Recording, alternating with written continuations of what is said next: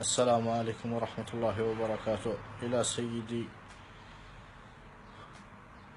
إلى سيدي الملك سلمان بن عبد العزيز حفظه الله ورعاه، فإنه لا يظلم أحدا عنده في المملكة العربية السعودية، فأنا مظلوم سيدي حفظك الله. وإلى سيدي ولي العهد محمد بن نايف حفظك الله، وإلى ولي العهد سيدي محمد بن سلمان حفظكم الله، نتعرض للإهانة والضرب والقتل من قبل أمير في المملكة العربية السعودية في حي الفلاح، وعلى دمي مشرد، فأنا لي الله أنتم بعد الله، فلا أملك بيدي شيء سيدي.